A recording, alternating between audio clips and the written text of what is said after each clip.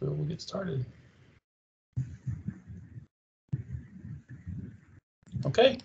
Well, welcome everybody to another one of these brief team sessions this Wednesday. Today we're going to talk about copyright and fair use, and just very briefly about how to make determinations for that and how to properly make attribution, and a little bit about the permissions process.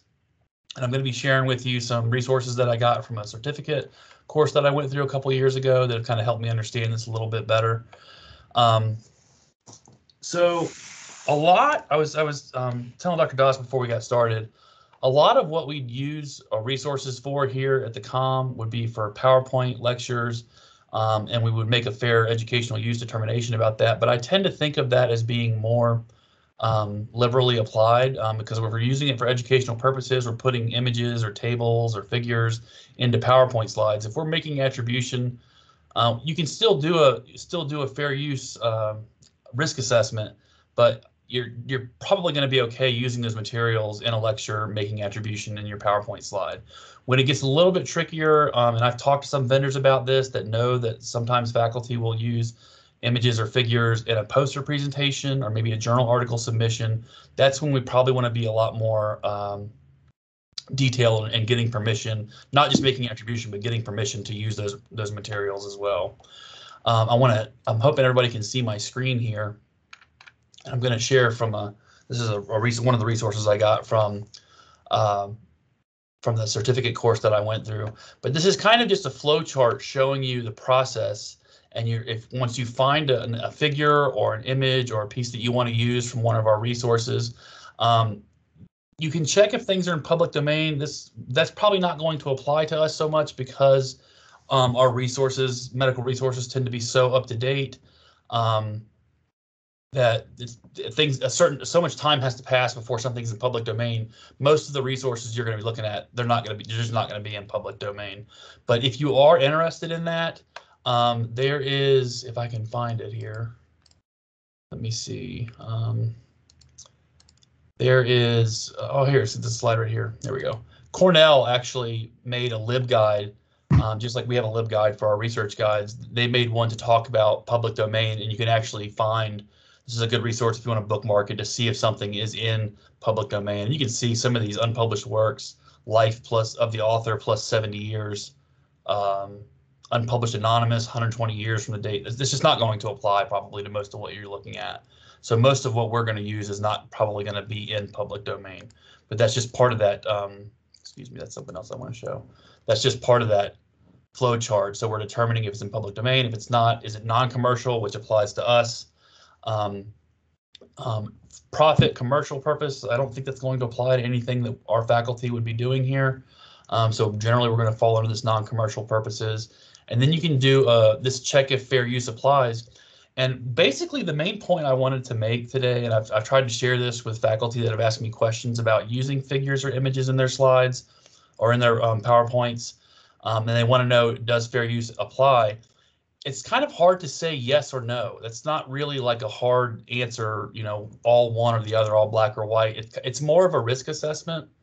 And I want to show you a tool that I did a project. We can display this a little bit differently, but this is just the basic fair use risk assessment checklist. And this was developed at Columbia. A lot of people build their own fair use risk assessments based on this. But you can see we've got these metrics for measuring that favor fair use, fair educational use for our purposes, or oppose fair use. And if you're ever unsure, I can work with you on this and we can look at it together, or I can look more into it. But this is a good tool to use as a metric to determine if something is going to be probably okay for fair educational use or maybe not. And you can see that it covers 4 areas. So the purpose, most of our purposes are going to be in favoring fair use here. Scholarship, research, teaching. So you can see how those things are going. And if we were using something for a commercial activity, that would oppose. But you can see how most of what we're doing falls under the right favoring fair use for this purpose. We consider the nature of the work. Ironically, unpublished work opposes fair use a little bit, but again, fiction not going to apply to us. So most of what we do is going to fall under a published work or a factual or non-fiction educational use. Something else you consider is the amount. If you're just sharing a figure or an image or maybe a snippet of a chapter from one of our resources, obviously that's a very small quantity of work. But if you're going to where you're starting to share several paragraphs or pages of something, that would maybe go against it. And I won't go through all these, but you can see the different different areas that we cover: purpose, nature, amount, and effect. So I've talked a little bit about our fair use risk. This is a risk assessment, and I made a different one of these. And I can actually, what I'll do is I'll email these this fair use checklist along with the workflow and any of the resources I share in here. I'll email those out to you guys. And I wanted to talk a little bit about the permissions process. And one of the things that they suggested in the course that I took was, if you're, again, this might not be necessarily useful if you're just doing PowerPoints for lectures. I'm going to show you how that can work. This is more for like, we've heard from vendors that if you're doing a poster presentation or article submission, you're going to want to get permission to use those figures or images or whatever you're putting in your publication. And you can actually, this is a very simplistic tool, but develop a spreadsheet where you keep records of the title of the material you're using, where you found it, which could be a resource or a URL, the copyright owner. You want to make sure you know who has the copyright, which can be not straightforward sometimes, because people that are creating resources, say for Clinical Key or Access Medicine, even though there's an author of that material, since they created it for hire for like McGraw-Hill or Elsevier for Access Medicine or Clinical Key, then the copyright owner will most likely be that publisher or that vendor, not necessarily the author of the work.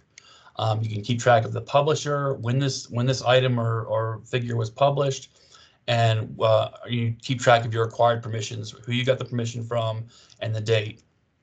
And I actually, there's a form letter I have that I can share with you that is just a basic idea. This is adapted from something from TUS, but this is a letter. It's like a form letter we can actually use, and I can send this to you guys, so you can actually, if you need to ask permission for something that you're going to have in a poster presentation or in a journal article, you can send this.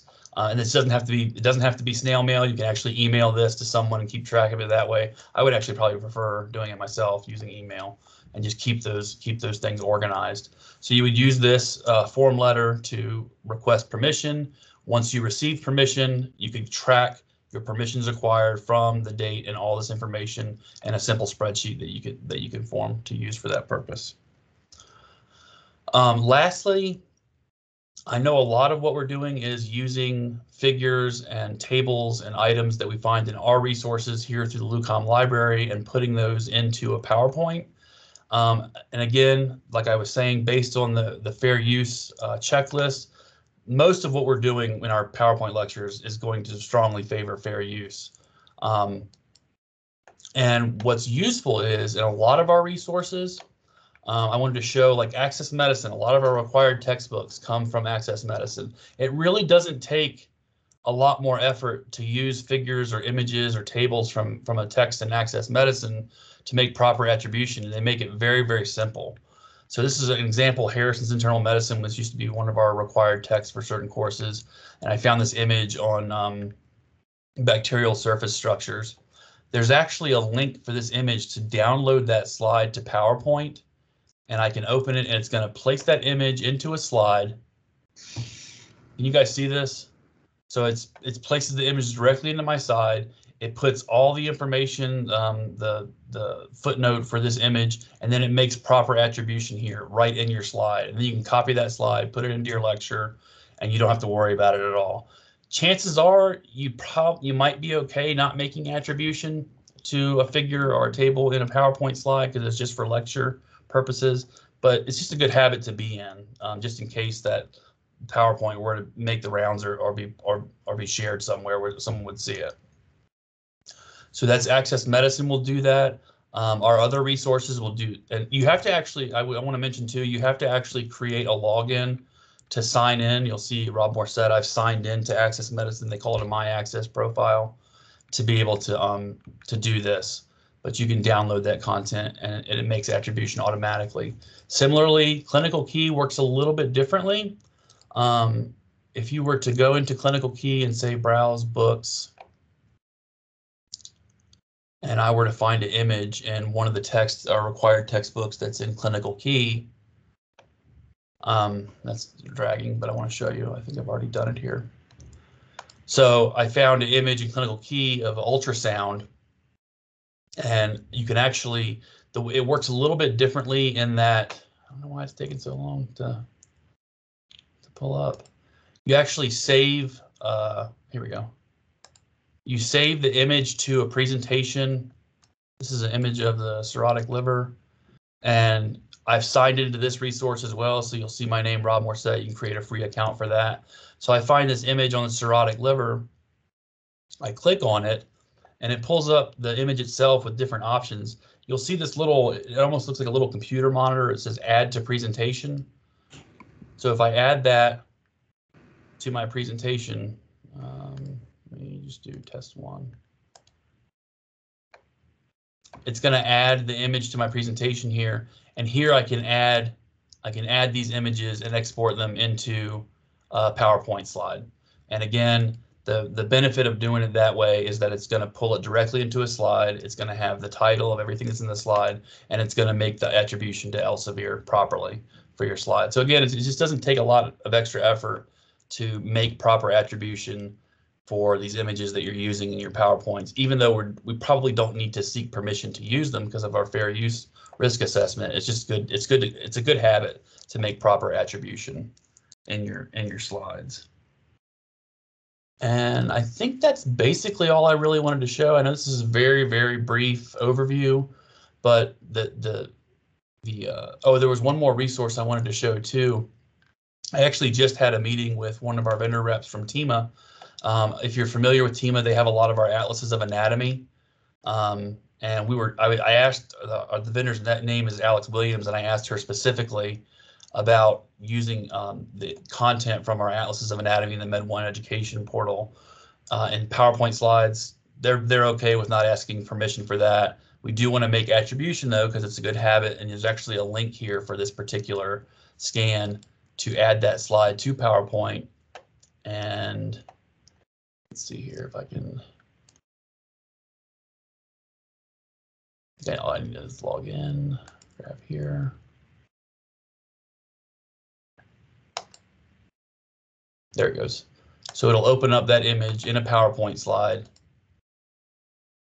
and it's got the title of it. It makes proper attribution. It's got the copyright down here for TEMA. So that's basically it. All I wanted to share. I will try to send out an email to everyone sharing all these resources that I showed you, including the fair use, the permissions process, the fair use checklist, the form letter that if you do need to ask permissions, you can use, and maybe a template for that spreadsheet for tracking your permissions. So thank you guys for coming. I appreciate your time. This is going to be recorded, and it's going to be uploaded onto the research guide with all of our other recordings of these team sessions as well. Thank you. Thank you guys.